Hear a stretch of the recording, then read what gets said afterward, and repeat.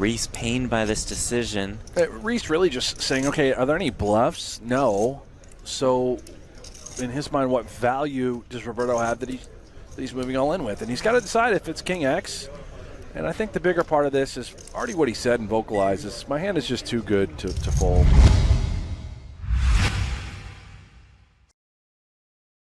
Hey, how's it going? My name's Gareth James for MTT Poker School. In this video, we'll be reviewing an interesting hand from day 2 of the UK Millions 2020 between Roberto Romanello and 2013 WSOP champ Ryan Riess. So the hand starts with Riess raising to 110k from the hijack with the ace of hearts, jack of diamonds, and Romanello defends in the big blind with the king of spades, six of hearts.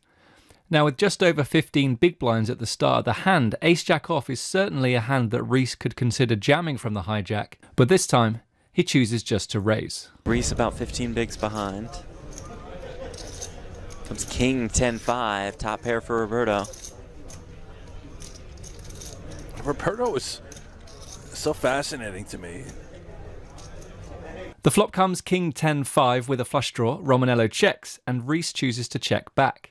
On this board, we can see that the solver suggests betting his entire range here for a small sizing. This makes the bluff pretty cheap. He can deny lots of equity by getting a lot of Romanello's hands to fold straight away, and it also gives him the option to call with several hands should Romanello choose to raise. Sure, he'd have to fold the ace-jack if Romanello does jam, but he does have enough hands to call, like King X, sets, aces, 8 out straight draws, flush draws, and combo draws, so he's very well protected. The solver suggests that Romanello is likely to respond by making a small raise, calling, or folding, so Riess doesn't have to be too worried about his opponent jamming, although of course Romanello could play differently from the solver in practice. Overall though, Riess has a very clear equity advantage here and is way ahead in 2 pairs, sets, and overpairs.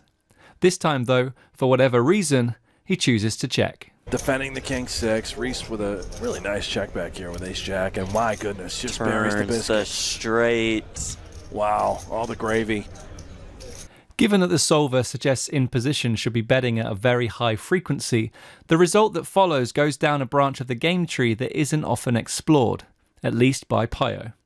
So we do have to be a little cautious since it's close to impossible to know exactly what kinds of hands Riess is checking back here, when the solution suggests very little checking at all.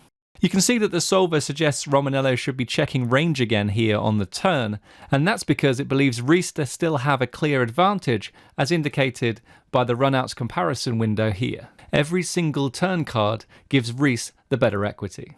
295k in the pot, Riess was 725k behind. This sort of wet texture. How much for Ryan Riess? 175 feels right. How about 150? Riess's decision to bet 150k on the turn looks like a good one, with the solver betting over 70% of its range here. Most flushes, straights, sets, 2 pair, overpairs, and top pairs are getting bet for value, with a lot more checking happening with second pair and under. What do we do now? Top pair. I mean, we came along for the ride pre. We hit top pair. I know the board's ugly, but I think we just have to pay him the money here in this spot at least one time. Reevaluate on the river. I'd feel a lot better if I had any sort of club in my hand, clearly.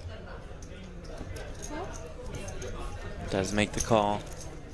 Versus this bet, Romanello should be folding a decent chunk of hands here, almost 60% of his range, but is obviously never folding a king, looking to sometimes call and sometimes jam. With these weaker offsuit King X hands here, you can see that the solver loves pushing its extra equity with a club by jamming. Ooh, the river is another king. A disaster, Yeah. Really. This is Never getting away for 575k. likely to be a full double up here for Ryan Riess. Then again, it's Roberto. The guy just really fascinating as to how he proceeds with his hands. And could he find a hero fold here in this spot? Yeah, maybe. Obviously, ace jack, jack nine, the club's got there. Could he have tens full? You know, unlikely that he'd have king X when you have a king in your hand. He's taking this much time as he. Look at this, yeah, disaster. Just going to lead out. He'll pay off that time bank and he'll pay off Ryan Riess here, most likely. On the King of Hearts river then, you can see that the solver does jam sometimes in Romanello's shoes, but most of the time, it's just checking. The 11% of its range that it chooses to jam is made up of boats, flushes, trips, and the occasional bluff.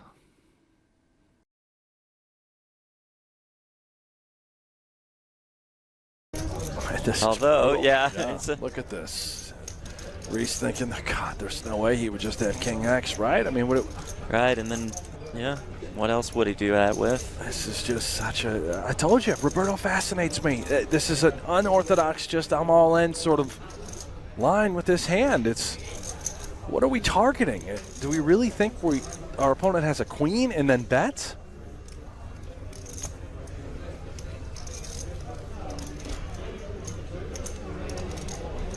This might actually work somehow.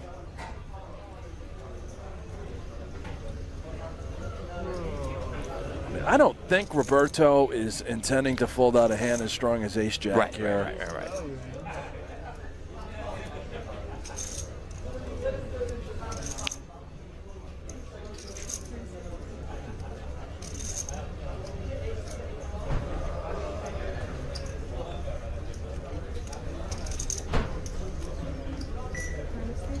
Is this actually going to work as a bluff? Not that it's intended to be one, but will it work as one? No, this is not intended to be a bluff. In Roberto's mind, this is straight value. He thinks Ryan has a queen.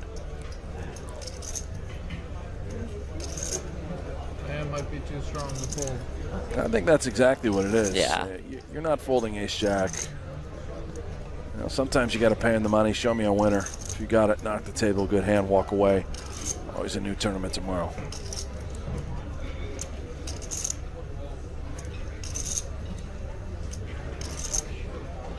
And Riess obviously giving credit to Roberto for having a hand like King 10, King Queen, pretty much that exactly. Maybe somehow like pocket fives. Maybe a flush you could play this way. Clubs. Yeah. You know. Went check on the flop. Roberto check called a bet of 150K from Riess on the turn. And on the river, it's Roberto leading out here.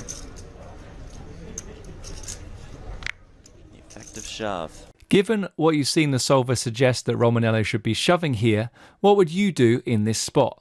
Let me know in the comments before you see the solution. So this was clearly not a slam dunk call for Riess here, but given that we have the benefit of seeing the hand Romanello showed up with, and we get to see what the solver would jam in his shoes, Ace-Jack off is a very clear call. Obviously Riess thought that Romanello would only be jamming a flush or a boat here and wasn't jamming enough bluffs, otherwise I think he definitely makes the call. If we take a deeper look at Riess's range here, we can see that he should be calling with quads, boats, flushes, straights, and trips, and start to fold all hands worse than that. His low EV bluff catchers will come from hands that block boats, like Queen 10. Ace-Jack offsuit, on the other hand, has very high EV here and is probably too far up his range if Riess believes Romanello to be playing exactly like the solver. Riess pained by this decision. Riess really just saying, okay, are there any bluffs? No. So in his mind, what value does Roberto have that he's moving all in with? And he's got to decide if it's King X. And I think the bigger part of this is already what he said and vocalizes. My hand is just too good to fold. That looks like his last time bank that he used, so he'll have 30 more seconds to act, and he's got to make a decision. I am not a world champion, Jeff. I know that's hard to believe, but I think we have to call.